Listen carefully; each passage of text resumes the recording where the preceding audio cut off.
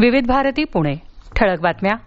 भारतीय उद्योग संघटना अर्थात CIIचं एक उच्चस्तरीय शिष्टमंडळ आजपासून श्रीलंकेच्या दौऱ्यावर आहे.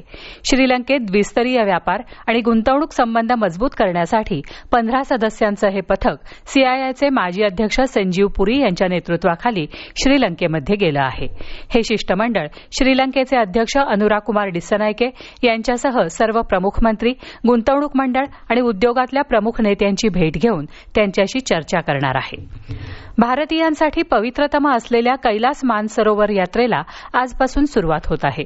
उत्तराखंडमधल्या लिपुलेख आणि सिक्कीममधल्या नथुलामधून पर्यटकांचा प्रवास सुरू होणार आहे.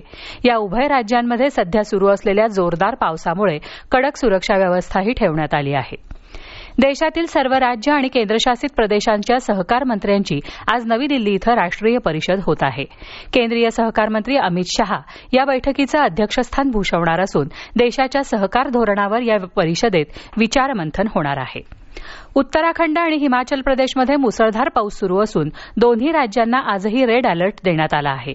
दोन्ही राज्यातलं जनजीवन त्यामुळे विस्कळीत झालं असून खबरदारीचा उपाय म्हणून सर्व शैक्षणिक संस्था बंद ठेवण्यात येणार असल्याचं प्रशासनानं जाहीर केलं आहे. BJ वैद्यकीय महाविद्यालय तथा ससून सर्वोपचार रुग्णालयात पहिली रोबोटिक शस्त्रक्रिया नुकतीच यशस्वीपणे करण्यात आली.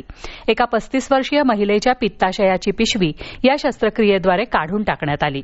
खासगी रुग्णालयात लाखो रुपये खर्च होणारी ही प्रक्रिया ससून रुग्णालयामध्ये मोफत करण्यात आली आहे.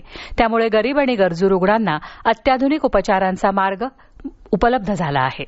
अखिल भारतीय बुद्धिबळ महासंघाच्या मान्यतेनं पुण्यात पार पडलेल्या आंतरराष्ट्रीय मानांकन असलेल्या खेळाडूंच्या स्पर्धेत महाराष्ट्राचा अथर्व मडकर विजेता ठरला.